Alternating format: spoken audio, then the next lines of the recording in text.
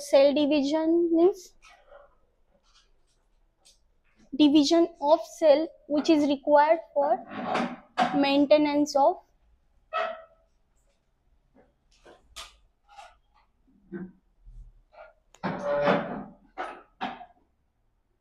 nucleocytoplasmic ratio. So what is nucleocytoplasmic ratio? Suppose this is cell and cell have nucleus. Okay, एवढं तर माहिती आहे प्रत्येकाला. Sale मध्ये न्यूक्लियस असतो प्लस सायटोप्लाझम असतं. The fluid which is surrounded by the nucleus and overall filling material of cell is called as the cytoplasm. Okay,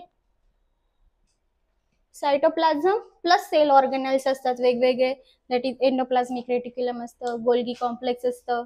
okay, वेगवेगळे cell organelles असतात, मायटोकॉन्ड्रिया असतं, सगळे सेल ऑर्गॅनिझम्स असतात आणि प्लस एक फ्लुइड मटेरियल असतं that is called as the cytoplasm and nucleus. Overall आता nucleus suppose एक छोटस विलेज आहे ज्याची कॅपॅसिटी आहे 500 पीपल्स. ओके, आणि त्या गावाचा एक मुख्य आहे किंवा एक सरपंच टाईप की तो त्या पूर्ण गावाची काळजी घेतोय.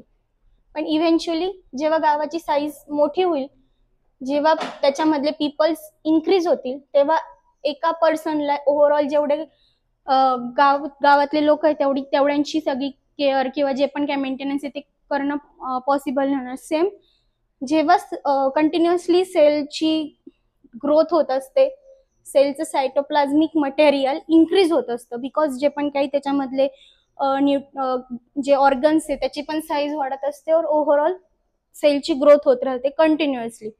तर जेव्हा सेलची ग्रोथ होत राहते तेव्हा या सिंगल न्यूक्लियसला ओव्हरऑल सेलचं मेंटेनन्स करणं अवघड जातं. त्याच्यामुळे cell has to be divide आणि मग दोन न्यूक्लियस फॉर्म होतात आणि त्यांचं डिव्हिजन होऊन 2 सेल्स फॉर्म होतात. तर सेल डिव्हिजन का होतं कळलं?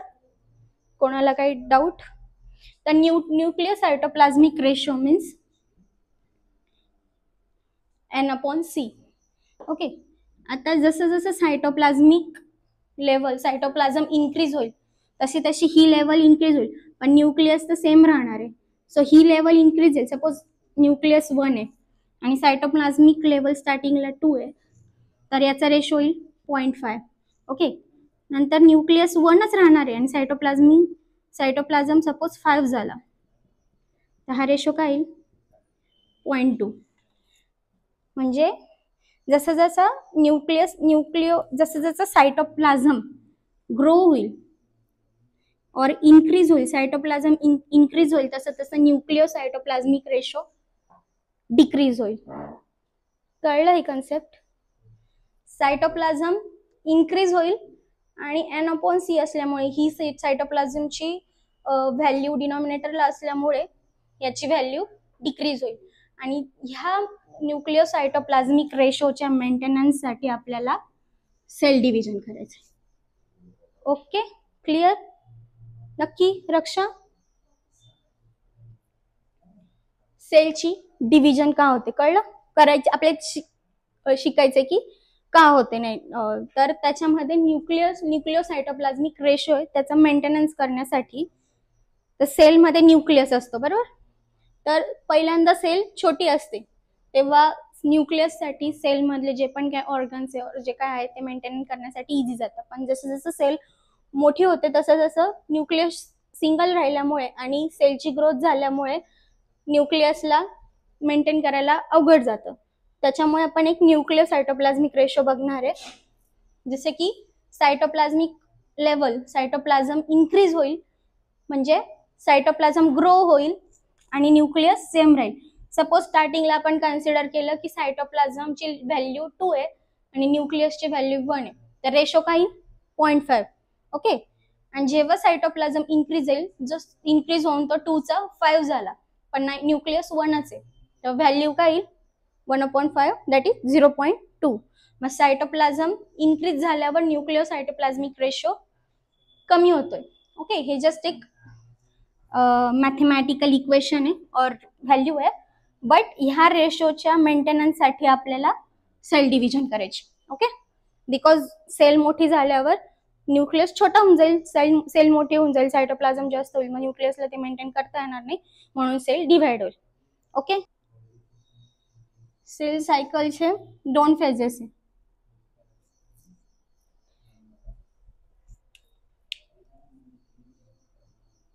एक इंटरफेज आणि एक एम फेज. एम फेज म्हणजे तेच जे आपण बघतो मायटोसिस आणि मिओसिस. ओके, मायटोसिस आणि मिओसिस. आणि मायटोसिस आणि मिओसिस मध्ये ऍक्च्युअल सेल डिवाइड होते, पण सेल डिवाइड होण्याच्या आधी त्याच्यामधलं जे मटेरियल आहे, जे की सायटोप्लाझम आहे, न्यूक्लियस आहे, ते त्याचं प्रिपरेशन करावं लागेल, ते सुद्धा मल्टिप्लाय व्हावं लागेल. बिकॉज डीएनए स्टार्टिंगला सेलमध्ये सिंगल आहे, आरएनए सिंगल आहे, ओव्हरऑल जेवढे पण ऑर्गेनल्स आहे, सेल ऑर्गेनल्स, तेवढे सगळे सिंगल सिंगल आहे. मग जेव्हा तुम्ही सेल डिव्हिजन डायरेक्टली कराल तेव्हा इक्वल डिव्हिजन होईल का? एका सेलमध्ये काही जाईल, दुसऱ्या सेलमध्ये काही जाईल, असं होईल. So interphase is also called as the preparatory phase, ज्याच्यामध्ये सेल डिव्हिजन साठी प्रिपेअर होत राहते. याला रेस्टिंग फेज असं पण म्हणतात, म्हणजे सेल काय रेस्ट नाही करत, they actually cell is preparing for division.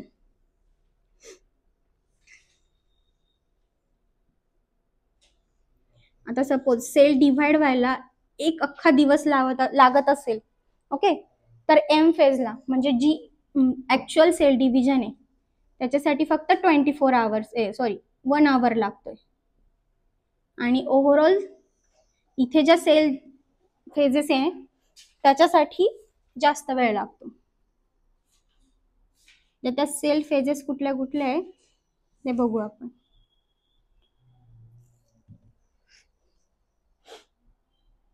G1 phase, S phase and G2 phase. Okay, G1 phase is called as the gap phase, S phase is the synthesis phase and G2 phase is the gap 2 phase.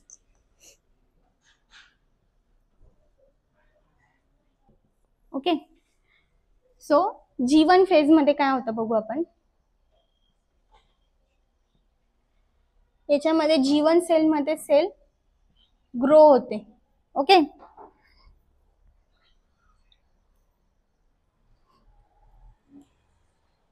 त्याच्यानंतर sale division मध्ये आपल्याला different kind of proteins लागतात, जे तुम्हाला एवढे important नाहीये, पण CDK आणि अजून प्रोटीन्स असतात, सीडीसी वगैरे जे प्रोटीन्स असतात ते तुम्ही जर फ्युचरमध्ये जर बायोलॉजीमध्ये करिअर करायचं झालं तर तुम्हाला हे प्रोटीन्स, पण आता 12वीच्या लेवलला काही हे प्रोटीन्स गरजेचे नाही. पण आपण इथे फक्त नाव न घेता फक्त प्रोटीन्स बघू की प्रोटीन्स जे लागतात, किंवा मग डीएनए रेप्लिकेशन करणार आहे आपण. सिंथेसिस फेजमध्ये डीएनए रेप्लिकेशन होतं, तर डीएनए रेप्लिकेशन साठी पण प्रोटीन्स लागतात, बरोबर. तर त्याच्यामध्ये डीएनए रेप्लिकेशनची प्रोसेस माहिती आहे कोणाला? तर 1-2 प्रोटीन्स माहिती आहे तुला त्याच्यातले?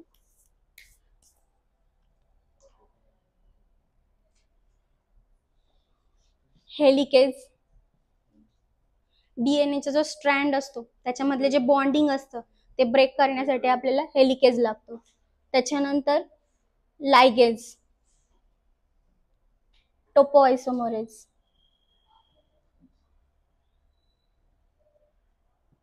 डीएनएचं स्ट्रक्चर असं कॉईल टाईप असतं किंवा एक दोरी टाईप असतं. जर आपण सपोज ओपन केलं तर जसं जसं ओपन करत जाऊ तसं जसं एका ठिकाणी सुपर कॉईल म्हणजे गुंता तयार होईल. तर तो गुंता होऊन डीएनए डॅमेज होऊ शकतो, ब्रेक होऊ शकतो. ते होऊ नये म्हणून टोपोआयसोमरेज नावाचा एन्झाईम असतो, जी सुपर कॉइलिंग रिव्हील करण्याचं काम टोपोआयसोमरेज करतो. लायगेज म्हणजे आपलं ओव्हरऑल जेव्हा डीएनए ब्रेक झाल्यानंतर तिथे जे रेप्लिकेशन आहे ती प्रोसिजर कम्प्लीट झाल्यानंतर डीएनएचा म्हणजे जॉईन करण्यासाठी आपल्याला लायगेज एन्झाईम लागतो. ते हे जे एन्झाईम आहे या एन्झाईमचं प्रिपरेशन G1 फेज मध्ये होतं. ओके. त्याच्यानंतर आरएनए पण इथे होतो. ओके. आरएनएचं प्रिपरेशन इथे होतं आणि आरएनएचं प्रिपरेशन जनरली न्यूक्लियस मध्ये होत असल्यामुळे न्यूक्लियसची साईज थोडीशी इथे या फेज मध्ये इन्क्रीज होते. ओके. G1 फेज समजली सगळ्यांना? G1 फेज समजली? जर वाटत असेल तर थोडंसं काही नोट करा, अदरवाईज मी नोट्स देईल तुम्हाला नंतर. आणि एस फेज मध्ये D. Okay. So G1 phase मध्ये ग्रो होईल, प्रोटीन सिंथेसिस होईल आणि आरएनएचं प्रिपरेशन होईल. ओके. एस फेज मध्ये सगळ्यात इम्पॉर्टंट प्रोसेस होईल म्हणजे डीएनए रेप्लिकेशन किंवा डुप्लिकेशन.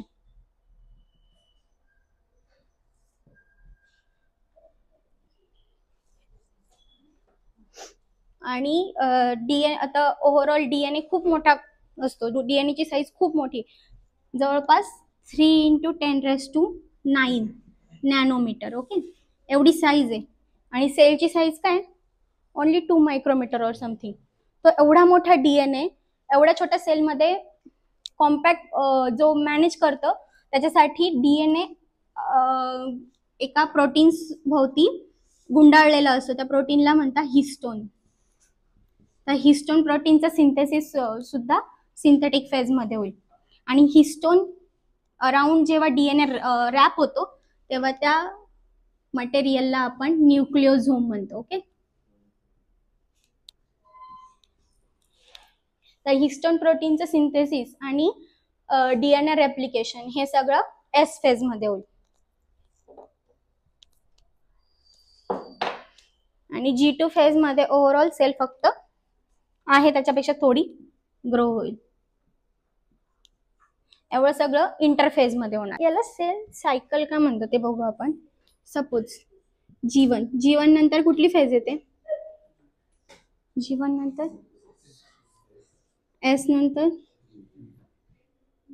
G2 नंतर मग M नंतर परत कुठली राहील? यस.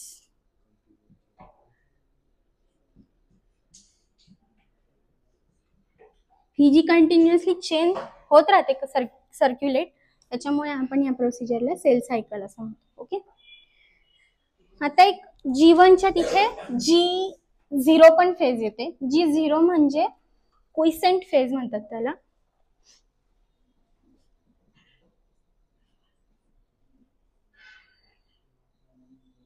ओके. क्विसेंट फेज और G0 फेज. तर प्रत्येक फेजच्या स्टार्टला सेलमध्ये पर्टिक्युलरली प्रोटीन्स असतात, त्याला रेग्युलेटरी प्रोटीन्स असं म्हणतात. तर त्या प्रोटीन्सचं काम असतं की सेलमध्ये जे पण सेल मटेरियल तिथे चेंज होते त्याच्यामध्ये सपोज आता डीएनए रेप्लिकेशन झालं, पण सपोज एखाद्या वेळेस नॅचरली डीएनए रेप्लिकेशन होताना एखादा चुकीचा बेस तिथे टाकला जातो किंवा डीएनए रेप्लिकेशन होताना डीएनए मध्ये ब्रेकेजेस येतात. तर हे जर काही चेंज झाला आणि तसंच जर ते पुढे गेलं तर आपल्या सेलला डॅमेज होऊ शकतं किंवा ओव्हरऑल आपलं पूर्ण खराब होते. ओव्हरऑल चेंज आणि त्याच्यामुळे मे बी कॅन्सर पण होऊ शकतं. तर प्रत्येक फेजच्या स्टार्टला एक रेग्युलेटरी फेज असते. सपोज एम फेज किंवा G1 फेज मधून एंटर झाल्यावरती सेलमध्ये काही सेल डॅमेज किंवा सेल रिपेअर करायची गरज असेल तर सेल पहिले G1 मधून डायरेक्ट एस फेज मध्ये न जाता ती G0 फेज मध्ये जाते. जोपर्यंत ती रिपेअर नाही होत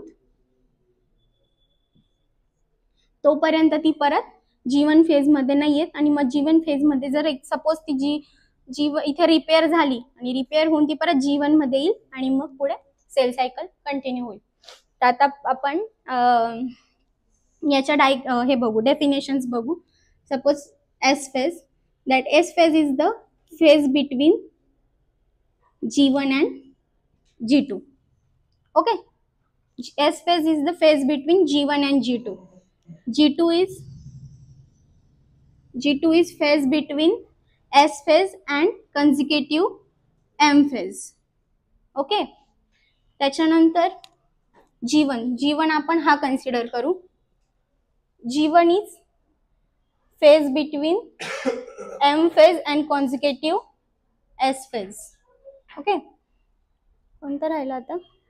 G2 is phase between consecutive S and जेवढे ओव्हरऑल सेल ग्रोथसाठी सेल सायकलसाठी वेळ लागणार आहे त्याच्यामधला more than 95% time cell interphase मध्ये राहते. ओके, ओनली आणि लेस दॅन 5% सेल 5% टाइम ती मायटोसिस आणि मिओसिस मध्ये स्पेंड करते. सो सगळ्यात जास्त लागणारा वेळ आणि त्याच्यामुळे त्या सेल फेजला प्रिपरेटरी फेज म्हणतात. किंवा ओव्हरऑल जे पण एम फेज मध्ये लागणारे प्रोटीन्स और जे पण काही मटेरियल आहे ते सगळं ह्या फेज मध्ये प्रिपेअर होतं. M phase.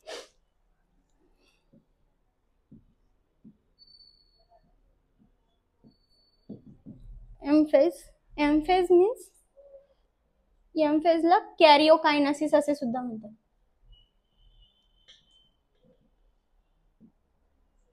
कॅरिओन मीन्स न्यूक्लियस आणि न्यूक्लियस ची डिव्हिजन होते. Kinesis means division. M phase मध्ये न्यूक्लियसची डिव्हिजन होते. ओके,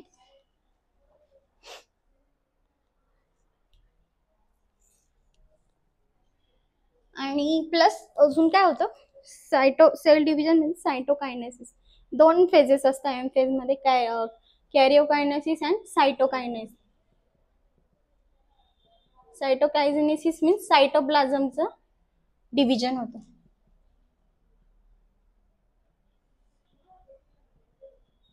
दोन मेन डिव्हिजन्स होता, एक न्यूक्लियस आणि एक सायटोप्लाझम. ओके, तर आता सपोज ॲनिमल सेल मध्ये सेल वॉल नसते. ओके, आणि प्लांट सेल मध्ये सेल वॉल असते.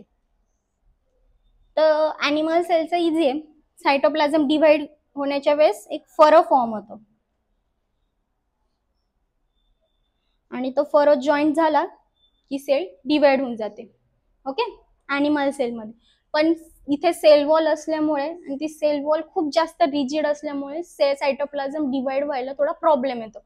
तर सेलमध्ये जे पण काही ऑर्गॅनिझम्स असतात जसं की एंडोप्लाझमिक रेटिक्युलम असतं, गोल्गी कॉम्प्लेक्स असतं, हे सेंटरला गॅदर होतं आणि हे सेंटरला गॅदर झाल्यानंतर ते आउटसाइड मूव्ह करतात आणि याच्यामुळे सेल प्लेट फॉर्मेशन होते. आणि हे सेल प्लेट फॉर्मेशन झाल्यानंतर प्लांट सेल डिवाइड होते at the end of all this phases. Phragmoplast असं सुद्धा म्हणतात. फ्रॅग्मोप्लास्ट मीन्स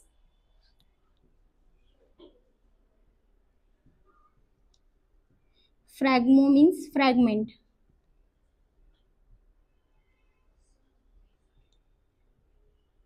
प्लास्ट मीन्स सायटोप्लाझमचं फ्रॅगमेंट करतो म्हणून फ्रॅग्मोप्लास्ट असं म्हणतात. ओके, सेल प्लेटला. पहिले आपण बघू मायटोसिस. अजून एक गोष्ट, मायटोसिसला आपण इक्वेशनल डिव्हिजन म्हणतो. म्हणजे त्याच्यामधले जे पण काही क्रोमोझोम्स आहे ते इक्वल राहतात. आणि मिओसिस मध्ये जसं काल आपण बघितलं 2n चे n होतं, बरोबर. मग ती रिडक्शनल फेज आहे.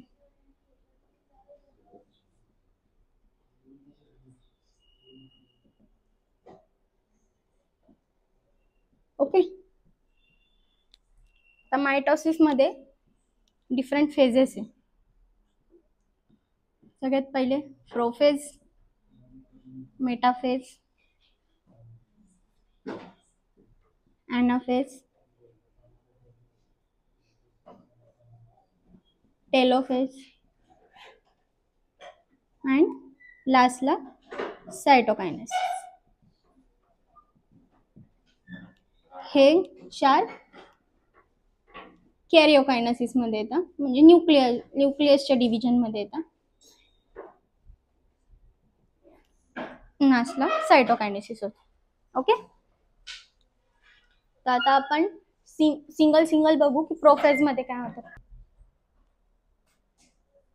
आता प्रोफेजचे पण एक अर्ली प्रोफेज आणि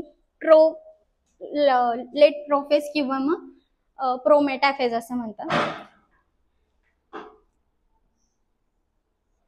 ओके, सो स्टार्टिंगला जो डीएनए रेप्लिकेशन नुकतंच झाल्यामुळे जो डीएनए तो पूर्ण डिकंडेन्स फॉर्म मध्ये, म्हणजे तो न्यूक्लियस मध्ये एकदम रॅन्डमली प्रेझेंट आहे. ओके, त्याच्यानंतर जे पण प्रोटीन्स फॉर्म झाले जसे की हिस्टोन और other proteins which are required for cell division, these are all randomly present in the nucleus. Okay, आणि बाकी इथे तर सायटोप्लाझम. मग प्रोफेज मध्ये काय होईल, प्रोफेज मध्ये ह्या डीएनएचं कंडेन्सेशन होईल, मीन्स तो कॉम्पॅक्ट व्हायला स्टार्ट होईल या फेजमध्ये. त्याच्यानंतर याच्यामध्ये सेंट्रोमियर्स पण असतात. त्या सेंट्रोमियर्स पासून, सेंट्रोमियर्स म्हणजे जेव्हा डीएनए पूर्ण कॉम्पॅक्ट होऊन ह्या फॉर्म मध्ये येतो. तुम्ही जनरली असं बघितलं असेल क्रोमोझोम, तर त्याच्या मिडलला इथे सेंट्रोमियर्स असतात. तर ते सेंट्रोमियर्स असतात, तिथून स्पिंडल फायबर्स नावाचे प्रोटीन्स किंवा फायबर्स जनरेट व्हायला लागतात प्रोफेज मध्ये.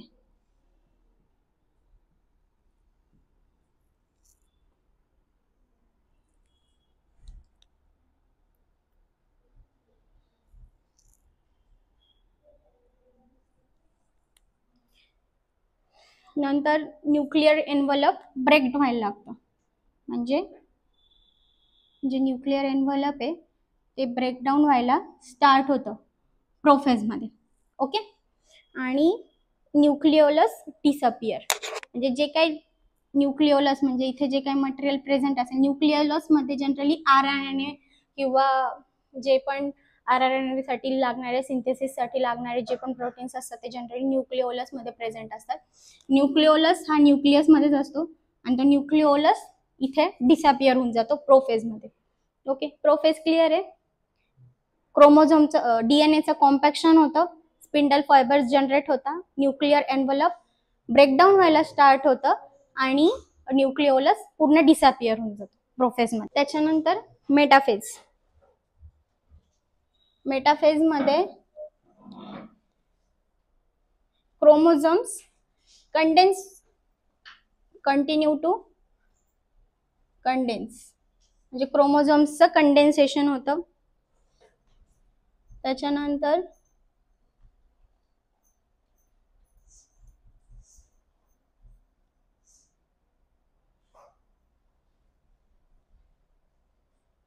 हे जे सेंटर आहे त्याचं, तिथे कायनेटोकोर नावाचा प्रोटीन जनरेट होतो.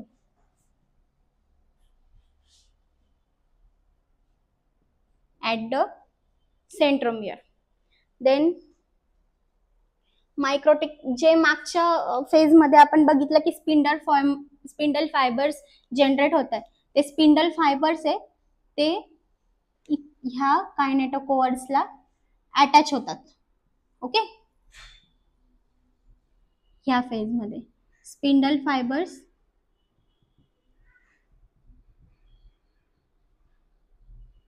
अटॅचेस टू द कायनेटोकोर, आणि सेंट्रोझोम्स आहे ज्याच्यापासून हे जे फॉर्म झालंय ते सेंट्रोझोम्स ऑपोजिट पोलकडे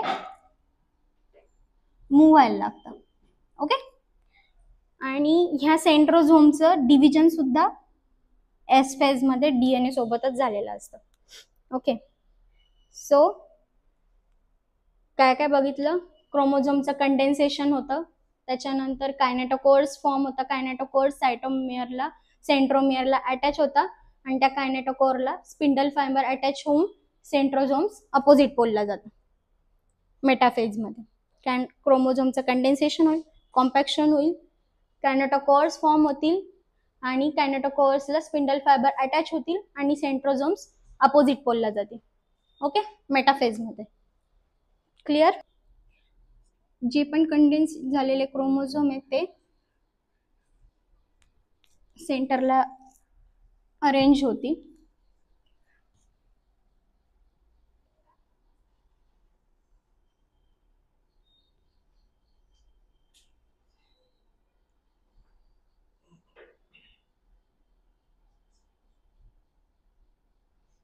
ओके, त्याच्यानंतर इथे जे सेंट्रोझोम आहे त्याला जनरली सेंट्रिओल असं पण म्हणतात.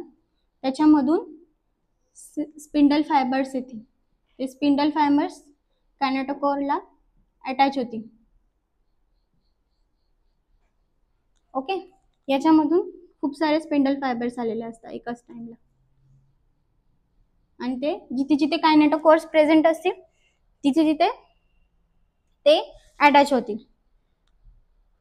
आणि ही जी इथे जे क्रोमोझोम अरेंज झाले त्या याला आपण मेटाफेज प्लेट असं म्हणतो.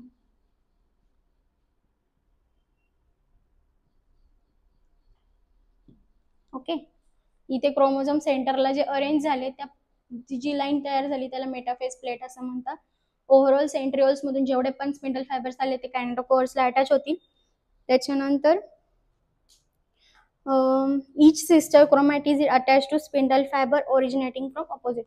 आता हा जो क्रोमोझोम आहे तर इकडच्याला म्हणजे हा एक सिस्टर क्रोमॅटिड आणि हा एक सिस्टर क्रोमॅटिड्स असतात. क्रोमॅटिड्स मीन्स जे सपोज हा क्रोमोझोम आहे तर दोन क्रोमोझोम्स एकत्र येऊन दोन सिस्टर क्रोमॅटिड्स एकत्र येऊन एक क्रोमोझोम तयार झाला. तर इकडच्या सिस्टर क्रोमॅटिडला इकडचे स्पिंडल फायबर्स अटॅच होतील आणि इकडच्या सिस्टर क्रोमॅटिडला इकडचे स्पिंडल फायबर अटॅच होतील. जर सपोज इथे जर व्यवस्थित अटॅचमेंट नाही झाली तर मे बी जेव्हा हे जे पुल आउट होईल म्हणजे नेक्स्ट फेज मध्ये अॅनाफेज मध्ये जेव्हा हे जे सिस्टर क्रोमॅटिड्स आहे ते मूव्ह होणार आहे.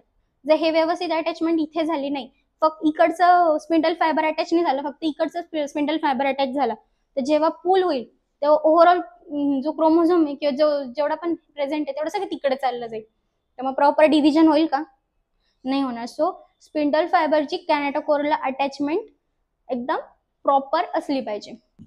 त्याच्यानंतर येतं अॅनाफेज. अॅनाफेज मध्ये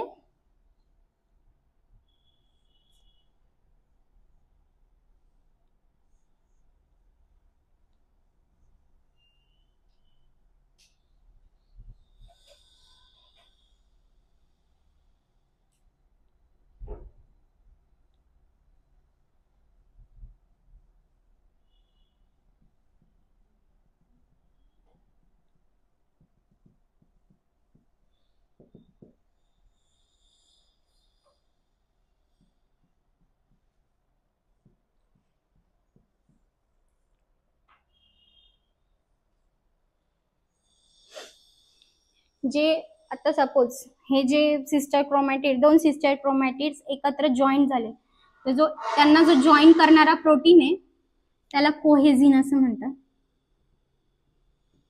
आणि तो कोहेझिन जनरली अॅनाफेजच्या स्टार्टला, आता जसे आपण इंटरफेज मी तुम्हाला बोलली इंटरफेजच्या प्रत्येक स्टार्ट पॉइंटला एक प्रोटीन्स असतात, रेग्युलेटरी प्रोटीन्स, तसेच या प्रत्येक फेजच्या स्टार्टला पर्टिक्युलरली रेग्युलेटरी प्रोटीन्स असतात. तर मेटाफेजला ज्या पण आता तुम्हाला असं सेलला कसं काय कळत असेल की मेटाफेज कंप्लीट झाली आणि आता अॅनाफेज करायची, तर जे पण काही रिक्वायरमेंट्स आहे ते रीच झाल्यानंतर म्हणजे त्याच्यामध्ये पर्टिक्युलरली रेग्युलेटरी प्रोटीन्स असतात, सीडीकेज प्रोटीन्स असतात, वेगवेगळ्या प्रत्येक सेलमध्ये वेगवेगळे सीडीके प्रोटीन्स असतात.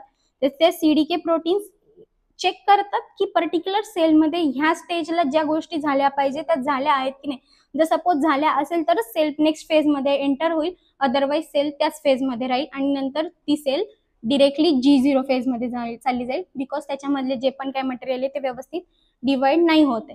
ओके, तर आता हे चेक केल्यानंतर जेव्हा सगळं व्यवस्थित खात्री झाली सेलला की आता हे जे पण अरेंजमेंट पाहिजे ती प्रॉपर आहे, तर सेल आता अॅनाफेज मध्ये एंटर होईल. आणि अॅनाफेज मध्ये एंटर झाल्यानंतर हे प्रोटीन्स त्या सेलचे कोहेझिन प्रोटीन ब्रेक करतील. कोहेझिन प्रोटीन ब्रेक झाल्यानंतर दोन सिस्टर क्रोमॅटिड्स सेपरेट होतील आणि सेपरेट झाल्यानंतर इथे जे स्पिंडल फायबर्स आहे ते स्पिंडल फायबर्स सिस्टर क्रोमॅटिड्सला पुल करायला लागतील. मग इकडच्या पोलवरचे सिस्टर क्रोमॅटिड्स इकडच्या साईडला जातील, इकडचे सिस्टर क्रोमॅटिड्स ह्या साईडला येतील. म्हणजे हे जे कायनेटोकोर्सला अटॅच नसलेले स्पिंडल फायबर्स आहे ते ओव्हरऑल सेलमध्ये जस्ट इलॉंगेट होत राहतील. कायनेटोकोर्सला जॉईन झालेले त्याला पुल करतील सिस्टर क्रोमॅटिड्सला आणि त्याच्या व्यतिरिक्त जे प्रेझेंट आहे ते जस्ट इलॉंगेट होत राहतील सेलमध्ये. तर ॲनाफेजमध्ये जस्ट की कोहेजन प्रोटीन सिस्टर क्रोमॅटिड्स मधला ब्रेक होईल आणि सिस्टर क्रोमॅटिड्स अपोजिट पोलला मूव्ह होतील. Okay, clear. आता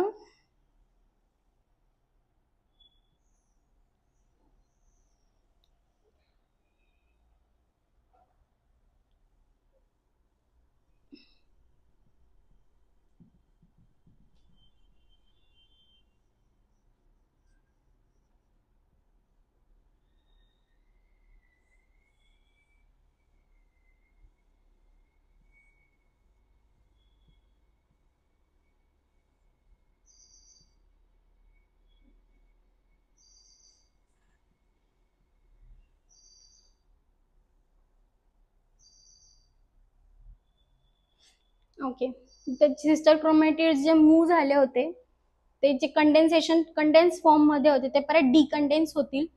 दोन अपोजिट पोलला गेलेले सिस्टर क्रोमॅटिड्स डिकंडेन्स होतील. न्यूक्लिअर एन्व्हलप जे ब्रेक झालं होतं प्रोफेज मध्ये ते परत रिअपियर होईल आणि स्पिंडल फायबर्स जे इलॉंगेट झाले होते ते परत त्यांच्या नॉर्मल पोझिशनला यायला लागतील. ओके, हे सगळं होईल टेलोफेज मध्ये. Okay, these are all happening in telophase.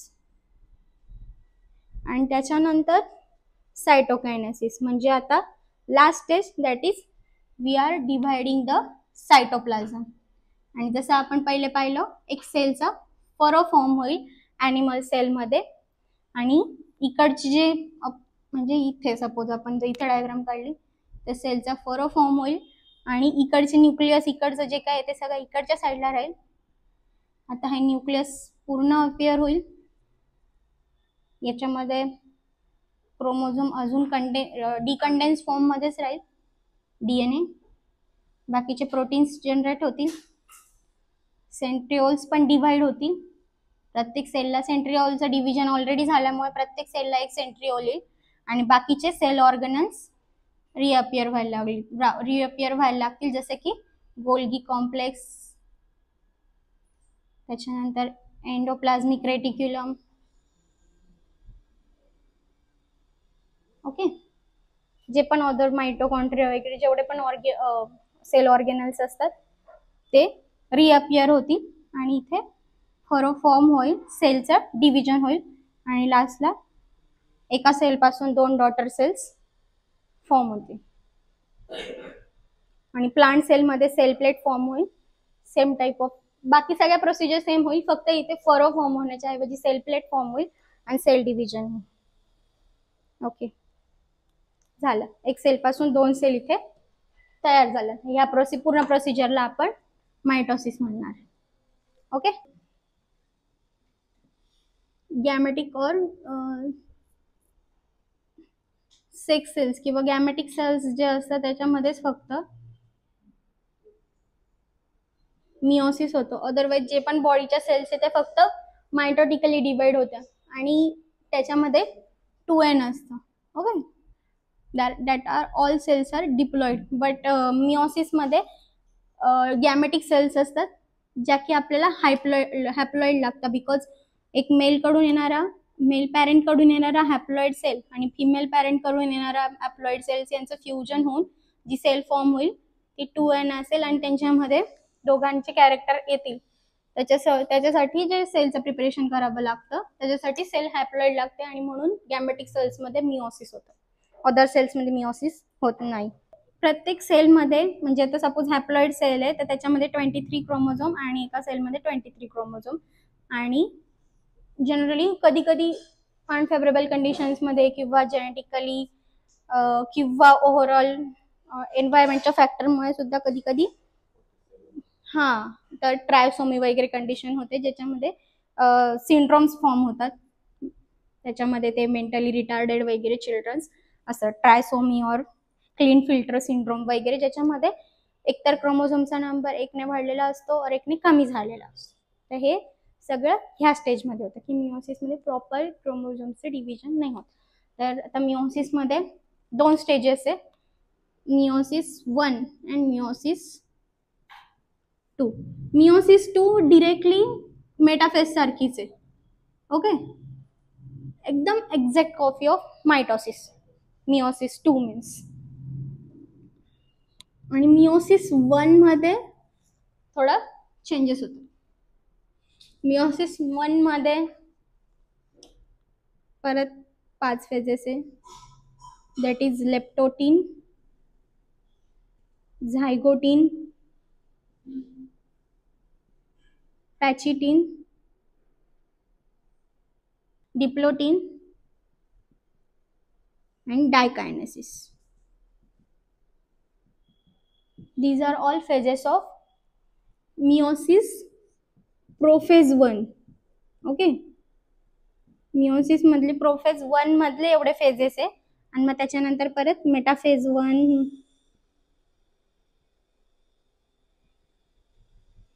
anaphase 1 and telophase. Okay, these are all phases of meiosis 1. Okay, clear? Phases clear?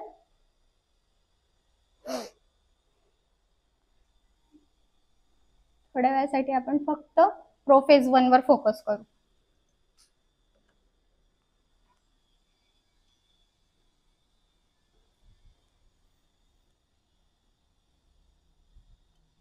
आता जेव्हा सेल इथे असते तेव्हा त्याच्यामध्ये म्हणजे सपोज मिओटिक सेल्स कुठल्या कुठल्या असतात, सपोज गॅमेटिक सेल्स आहे,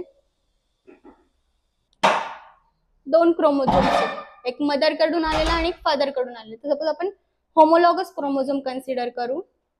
होमोलॉगस मीन्स सेम, म्हणजे आता सपोज हा 5 नंबरचा क्रोमोझोम आहे मदर कडून फादर कडून आलेला, आणि हा पण 5 नंबरचा क्रोमोझोम आहे जो की मदर कडून आलेला आहे. and generally they have same characters. म्हणजे सपोज ह्या क्रोमोझोम वरती हेअरच्या जीन्स असतील. ओके, तर दोघं क्रोमोझोम्स वरती हेअरच्या जीन्स असतील. तर सपोज फादर कडून आलेल्या जीन्स ऑफकोर्स वेगळ्या राहणार आहे आणि मदर कडून आलेल्या ऑफकोर्स वेगळ्या राहणार आहे, पण they both have hair genes or height genes or skin color genes. Okay, same genes असतील, फक्त कॅरेक्टर्स डिफरन्स असतील, पण त्याच्यामुळे त्या जी क्रोमोझोम्सला होमोलॉगस क्रोमोझोम्स म्हणतात.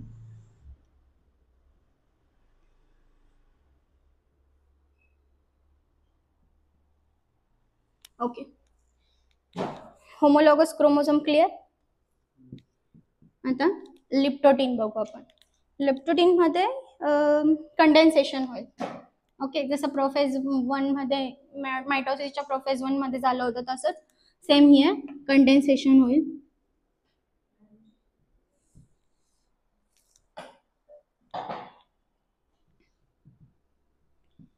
Because DNA overall present in decondense form, त्याच्यामुळे इथे लेप्टोटीन मध्ये कंडेन्सेशन होईल. झायगोटीन मध्ये पेअरिंग होईल. ओके, ह्या 2 क्रोमोझोम्सचं पेअरिंग होईल. पेअरिंग होईल मीन्स सपोज इथलं हेअरची जीन आणि ह्या क्रोमोझोम वरची हेअरची जीन्स, ह्या 2 जीन्स मध्ये पेअरिंग होईल.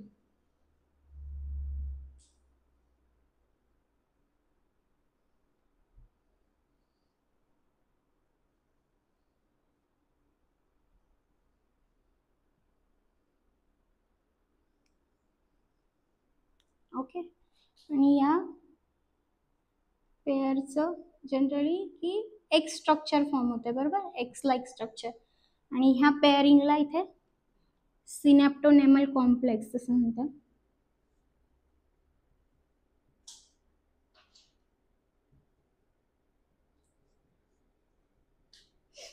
दिस is सिनॅप्सिस.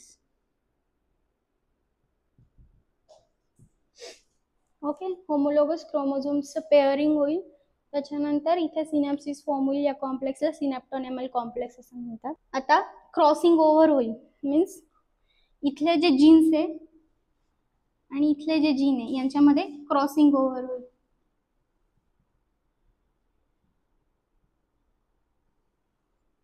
Crossing over is generally required for the evolution. म्हणजे दोन, सपोज आपण कन्सिडर केलं की हेअर्सच्या जीनमध्ये जर हे सिनॅप्टोनेमल कॉम्प्लेक्स फॉर्म झालाय किंवा हाईटमध्ये झालाय, तर हाईट एक जनरली काय, टॉल आणि शॉर्ट. ओके,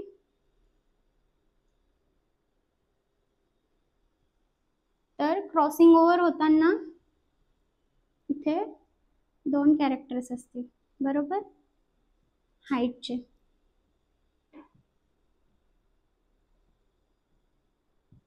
इथे क्रॉस होईल दोघांचा. तर capital H is dominant. Suppose father tall आहे आणि मदर शॉर्ट आहे, किंवा असं पण असू शकतं की दोघांमध्ये जे किंवा म्हणजे आता हे कसं काय फॉर्म झालं की सपोज आपण कन्सिडर केलं की फादरमध्ये एच एच जीन आहे आणि मदरमध्ये स्मॉल एच जीन आहे, आणि या दोघांचं क्रॉसिंग ओव्हर झाल्यानंतर हायब्रिड फॉर्म होईल, that is capital H small H. Capital H small H मध्ये इथे डॉमिनंट आहे, that is H is dominant, आणि तो रेसेसिव्ह वरती एक्सप्रेस होईल. त्याच्यामुळे dominant always express against recessive, therefore this suppose to be tall. Okay, आणि या टॉलचं परत दुसऱ्या टॉलशी जेव्हा क्रॉसिंग ओव्हर होईल तेव्हा हा जिनोटाईप मिळेल आपल्याला. ओके, पण स्टार्टिंगला capital H small H. Okay, आता सपोज आपण असं कन्सिडर केलं की ओव्हरऑल फादरचे जिनोम असं आहे की त्याच्यामध्ये कॅपिटल एच आणि स्मॉल एच आहे, मीन्स हायब्रिड आहे ओव्हरऑल. मदर पण हायब्रिड आणि फादर पण हायब्रिड आहे. ओके, तर ह्या दोघांचं क्रॉसिंग ओव्हर जेव्हा होईल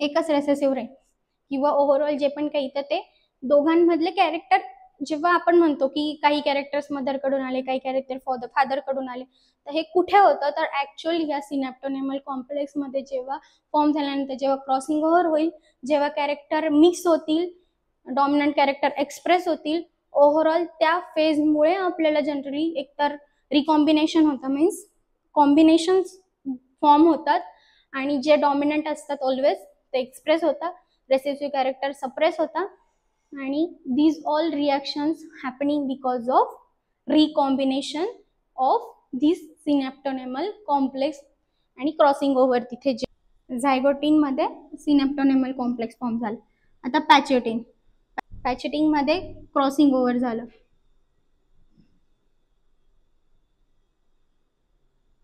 क्रॉसिंग ओव्हर कोणाकोणामध्ये होईल, नॉन सिस्टर क्रोमॅटिड्स, म्हणजे दोन डिफरंट क्रोमोझोमच्या क्रोमॅटिड सिस्टर क्रोमॅटिड्स मध्ये पेअरिंग होतंय, सिनॅप्टोनेमल कॉम्प्लेक्स फॉर्म होतंय, म्हणून क्रॉसिंग ओव्हर कोणामध्ये होईल, नॉन सिस्टर क्रोमॅटिड्स मध्ये होईल. आणि नॉन सिस्टर क्रोमॅटिड मध्ये झाल्यामुळेच ते रिकॉम्बिनेशन होईल. ओके, त्याच्यानंतर डिप्लोटीन मध्ये सेपरेशन होईल, आणि ते सेपरेशन यालाच आपण चायझमॅटा असं सुद्धा म्हणतो किंवा कायझमॅटा. या कायझमॅटाचं सेपरेशन डिप्लोटीन मध्ये होईल.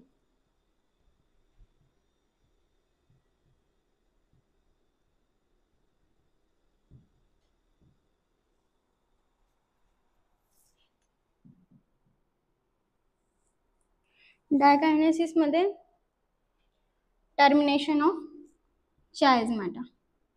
ओव्हरऑल जे पण इथे जे फॉर्म झालेला असेल, आता हे इतकं इझिली म्हणजे जॉईंट झाला आणि ब्रेक झाला असं नाही, त्याच्यामध्ये ओव्हरऑल रिकॉम्बिनेशनच्या खूप साऱ्या प्रोसिजर होतात, पण ते आता या लेवलला काही उपयोगाचे नाही. फक्त एवढंच ठेवा की टर्मिनेशन ऑफ कायझमॅटा. ओके, डायकायनेसिस पर्यंत समजलं सगळ्यांना. लेप्टोटीन मध्ये कंडेन्सेशन होईल, जो काही क्रोमोझोम किंवा जे पण जेनेटिक मटेरियल डीएनए प्रेझेंट आहे त्याचं कंडेन्सेशन लेप्टोटीन मध्ये होतं, जसं आपण मेटाफेजच्या प्रोफेज मध्ये बघितलं होतं सेम हिअर लेप्टोटीन मध्ये कंडेन्सेशन होईल. झायगोटीन मध्ये 2 क्रोमोझोमच्या नॉन सिस्टर क्रोमॅटिड्स मध्ये पेअरिंग होईल, त्यात तिथे सिनॉप्टोनेमल कॉम्प्लेक्स फॉर्म होईल.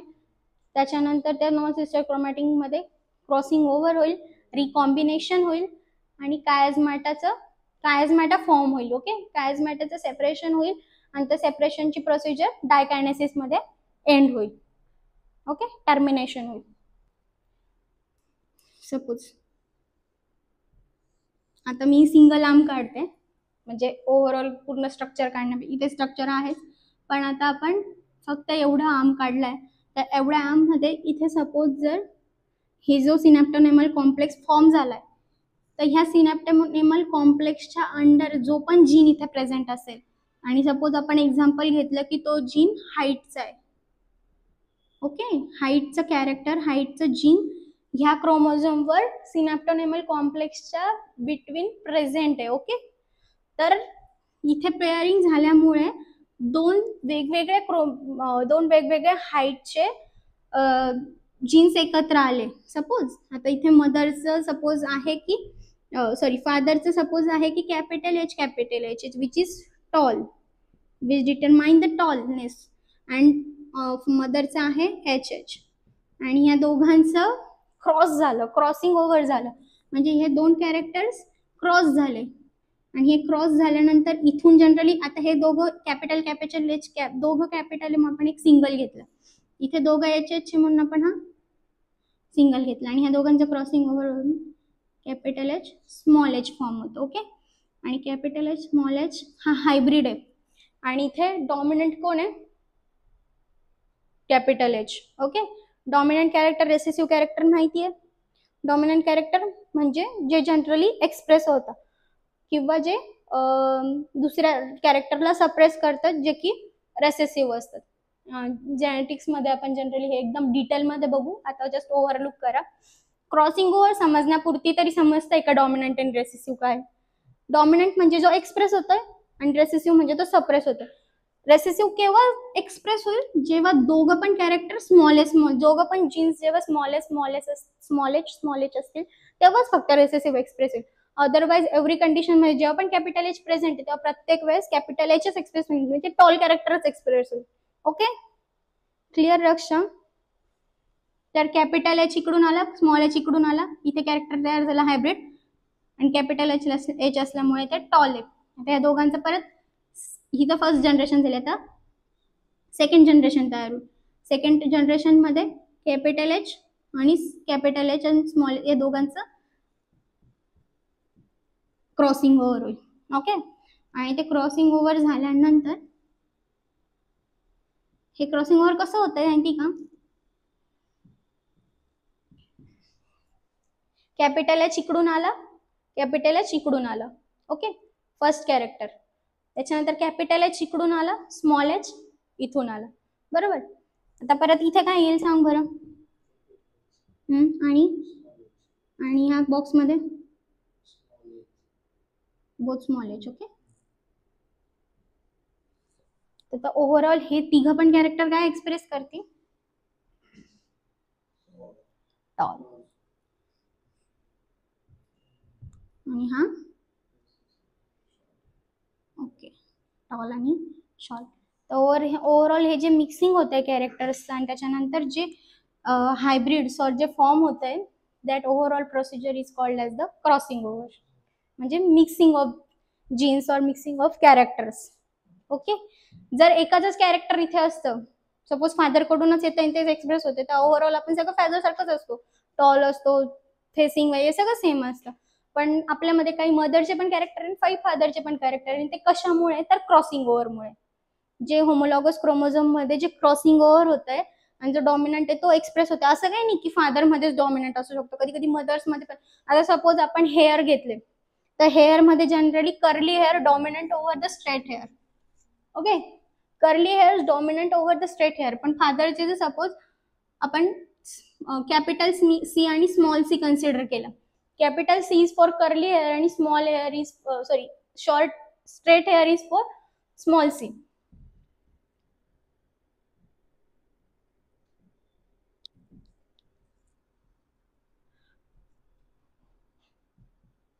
आता सपोज मदरचे कर्ली हेअर आहे, तर मदरचं सपोज कॅरेक्टर असेल, जीन्स असतील कॅपिटल सी आणि फादरचे असतील स्मॉल सी कारण फादर मध्ये स्ट्रेट हेअर आहे. आणि स्ट्रेट हेअर जर रेसेसिव्ह आहे तर ओनली जेव्हा स्मॉल सी प्रेझेंट असेल तेव्हाच तर स्ट्रेट हेअर राहणार आहे, बरोबर.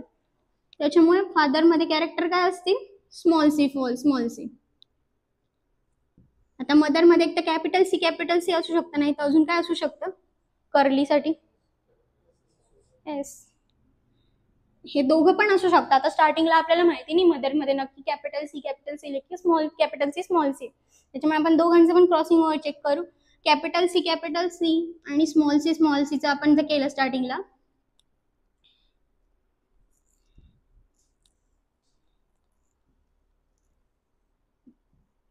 सांगा बरं पहिल्या बॉक्स मध्ये काय येईल, second box, third box hybrid form झाला, बरोबर.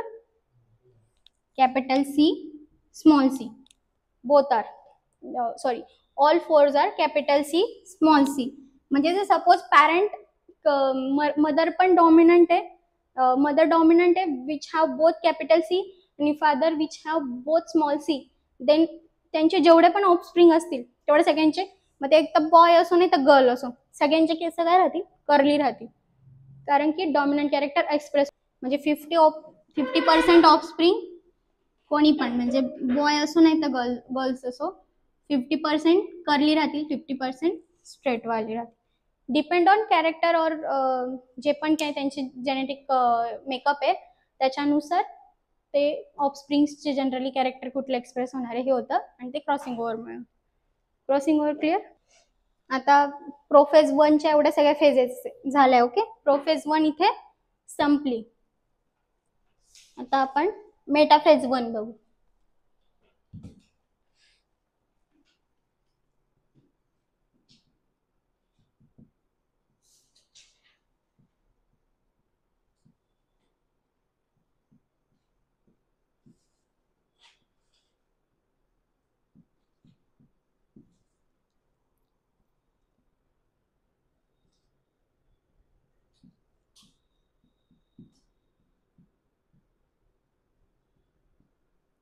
प्रोफेज 1च्या एंडला काय झालं होतं की कायझमॅटाचं सेपरेशन झालं होतं आणि दोन हे क्रोमोझोम क्रॉसिंग ओव्हर झाल्यानंतर दोन क्रोमोझोम्सचं सेपरेशन झालं होतं, बरोबर. आता आपण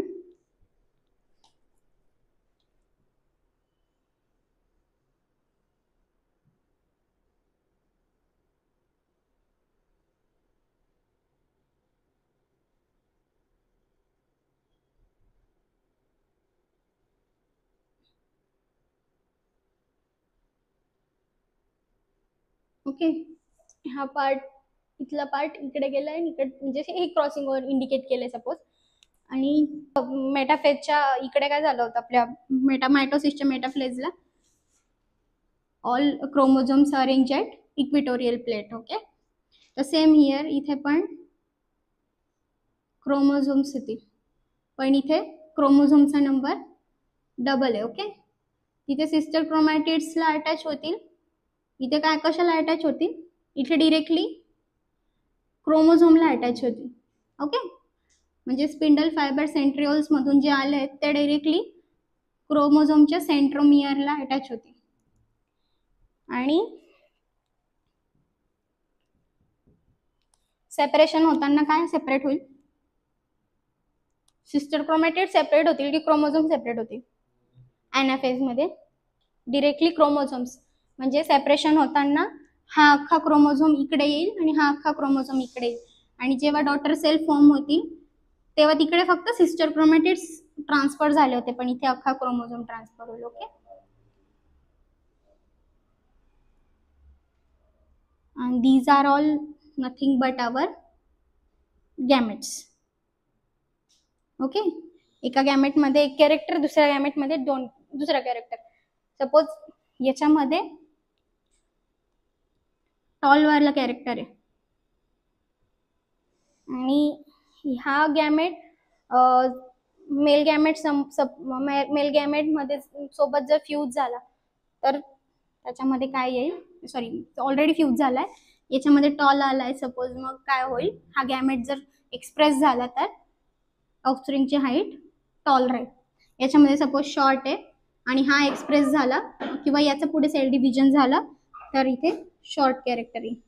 ओके, बाकी सगळी प्रोसिजर मायटोसिस सारखीच आहे की सेल प्लेट फॉर्म, इथे मेटाफेज प्लेट फॉर्म होईल. अॅनाफेज मध्ये हे क्रोमोझोम अपोजिट साईडला जातील आणि त्याच्यानंतर न्यूक्लिअर मेम्ब्रेन रिअपिअर होऊन chromosomes decondensation and all overall procedure आणि 2 सेल्स फॉर्म होतील ज्याच्यामध्ये क्रोमोझोम्स असतील. आता मिओसिस 1 इथे एंड होईल आणि मिओसिस 2 मध्ये परत सिंगल क्रोमोझोमचं डिकंडेन्सेशन होईल. डिकंडेन्सेशन झाल्यानंतर कंडेन्सेशन होईल. ह्या फेज नंतर डिकंडेन्सेशन झाल्यानंतर मेटाफेज 2 मध्ये प्रोफेज 2 राहील. प्रोफेज 2 मध्ये काय होतं, कंडेन्सेशन होतं, बरोबर, न्यूक्लिअर मेम्ब्रेन डिसअपिअर होते, स्पिंडल फायबर्स जनरेट होता. मेटाफेज 2 मध्ये काय होईल, जे क्रोमोझोम्स आहे ते सेंटरला येतील, स्पिंडल फायबर अटॅच होतील कायनेटोकोअरला. अॅनाफेज 2 मध्ये परत ते पूल होतील आणि सायटोकायनेसिस मध्ये ह्या क्रोमोझोम ह्या पर्टिक्युलर सेलचं cell division. Okay, clear. Meiosis पण क्लिअर झालं आपलं सगळं, मिओसिस पण संपला.